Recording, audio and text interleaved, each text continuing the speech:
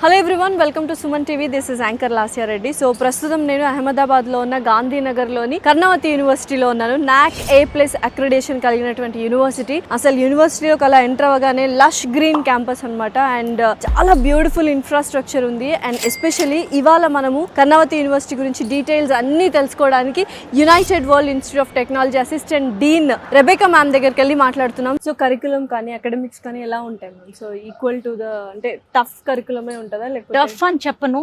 It is what needed to the industry. దేనికన్నా కొంచెం కష్టపడాలి. అంటే ఎగ్దమ్ ఈజీ వస్తే మీరు బయటికి మీ placements will be affected.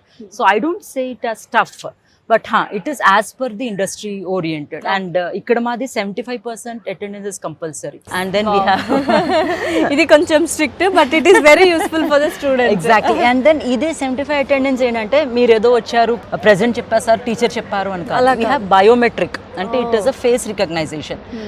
Faculty క్లాస్లో ఎంటర్ అయినప్పుడు they have to give the face recognition. So faculty కూడా వాళ్ళు పంచన్ ఇస్తారు, తర్వాత స్టూడెంట్ పంచన్ ఇస్తారు. So it is a biometric attendance with 75% compulsory. చాలా డిసిప్లిన్డ్ గా ఆర్గనైజేషన్ ని రన్ చేస్తున్నారు.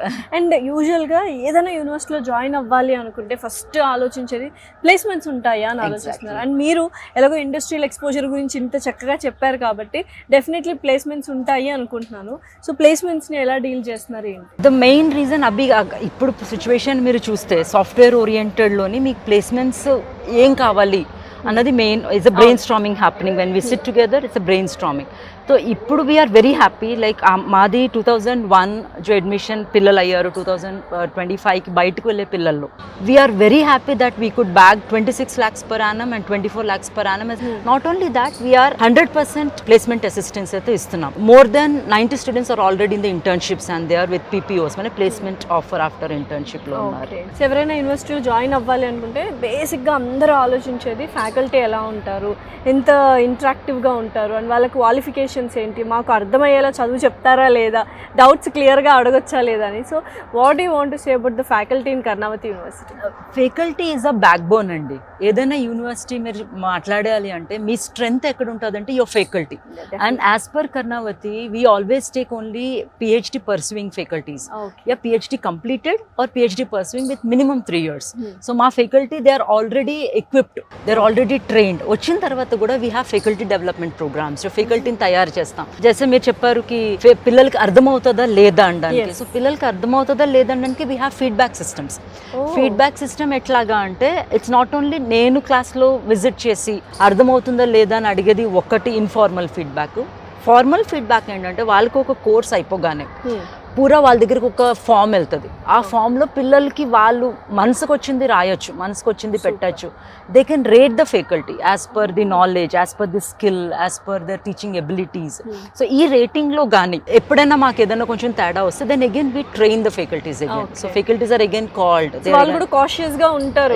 We have to teach correctly because there's a strong feedback system ఉంది. And this is completely followed throughout the semester. అంటే end semester ముందు మీకు syllabus complete అయిందా లేదా, స్టార్టింగ్ ఫస్ట్ క్లాస్ నుంచి మీకు అర్థమవుతుందా లేదా నుంచి సిలబస్ కంప్లీట్ అయిందా లేదు వరకు it is a completely monitored system. Definitely ma'am. యూజువల్గా ఇంకా ఫ్యూచర్లోనే స్కిల్ బేస్డ్ జాబ్సే ఉంటాయి. మీకు స్కిల్ నేర్చుకోవాలి, కమ్యూనికేషన్ స్కిల్స్ కావచ్చు, సాఫ్ట్ స్కిల్స్ కావచ్చు, ఇలా ఏమైనా మీరు ట్రైన్ చేస్తున్నారా పిల్లలు? ఎగ్జాక్ట్లీ.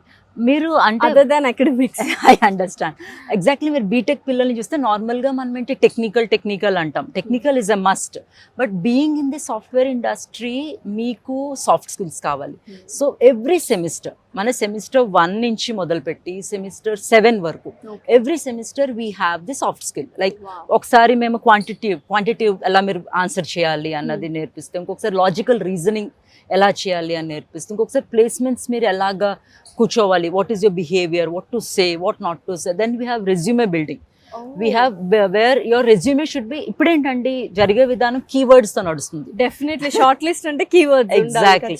సో మీ యొక్క రెజ్యూమేలో కీవర్డ్స్ ఉన్నాయా అంటే ఆ కీవర్డ్స్ ఎలా మీరు పుటప్ చేస్తారు. సో మా దగ్గర ఒక కోర్స్ ఉంది, లైక్ కీవర్డ్స్ వాళ్ళ కోర్స్ ఎలాగా ఫ్యాకల్టీ చెప్తారంటే మీరు ఏదైనా ప్రాజెక్ట్ చేస్తే GitHub లో పెడతారు, LinkedIn లో పెడతారు. So that keywords have to reflect in your resume. So yes. We have 2 months of soft skill training to the students to make them oriented for the industry. Okay.